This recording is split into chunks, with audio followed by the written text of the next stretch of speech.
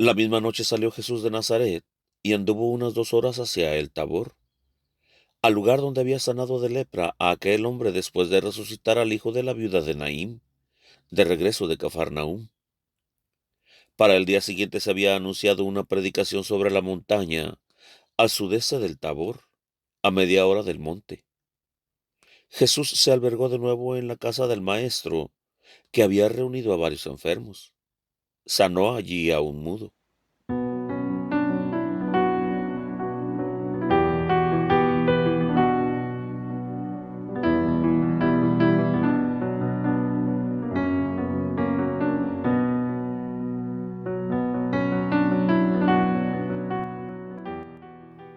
Ana Catalina Emmerich, Visiones y Revelaciones Completas, cuarta parte. La vida de Jesucristo y de su Madre Santísima. Época sexta. Desde la conversión definitiva de la Magdalena hasta la degollación de Juan Bautista.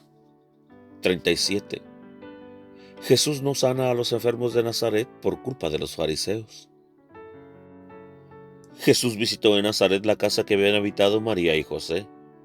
Ahora está ordenada, pero deshabitada. Visitó también a la hermana mayor de María Santísima, madre de María Cleofás, que cuida esa casa, pero no habita allí. Después se fue con sus discípulos a la sinagoga y habló muy seria y severamente, y llamó a Dios su Padre Celestial. Anunció castigo sobre Jerusalén y sobre todos los que no siguen su doctrina. Hablando a sus discípulos les anunció la persecución que les esperaba, animándolos a perseverar y a serle fieles. Como supieran los fariseos que Jesús no quería permanecer más tiempo aquí y que no iba a sanar a los enfermos, empezaron a manifestar su mal humor y su rabia, diciendo aquí y allá: ¿quién es él? ¿Qué pretende ser él? ¿De dónde le viene su sabiduría? Él ha nacido aquí. Su padre era un carpintero. Sus hermanos y parientes son de aquí. Pensaban en esto en María Elí, primera hija de Ana, y en sus hijos Santiago, Eliakim, Sadoc, discípulos de Juan, María Cleofás y sus hijos e hijas. Jesús no les respondió. Continuó enseñando y hablando a sus discípulos.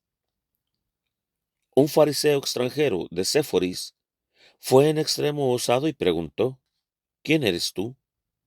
¿Has olvidado que tú mismo, unos años antes de la muerte de tu padre José, estuviste en mi casa con tu padre haciendo tabiques de madera?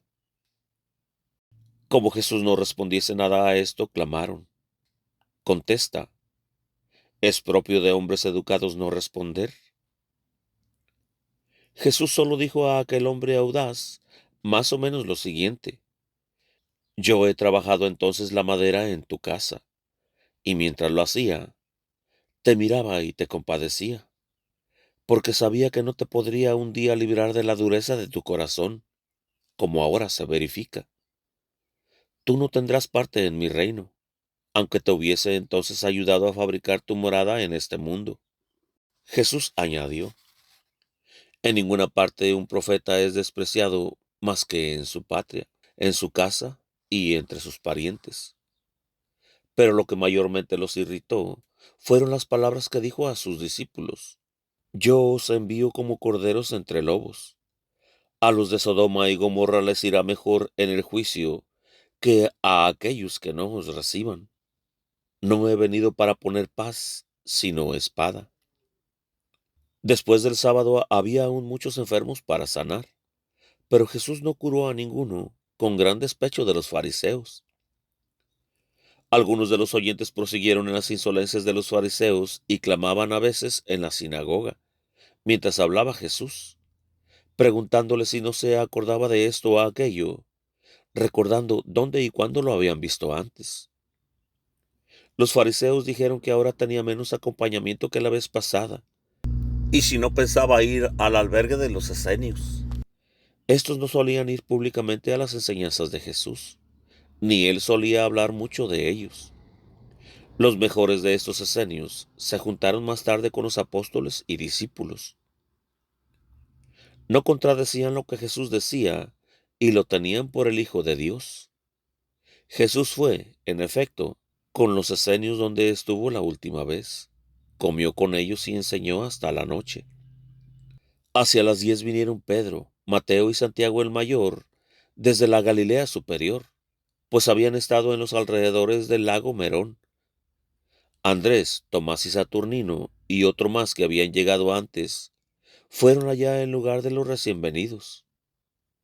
La misma noche salió Jesús de Nazaret y anduvo unas 2 horas hacia el Tabor, al lugar donde había sanado de lepra a aquel hombre después de resucitar al hijo de la viuda de Naín, de regreso de Cafarnaúm. Para el día siguiente se había anunciado una predicación sobre la montaña, al sudeste del Tabor, a media hora del monte.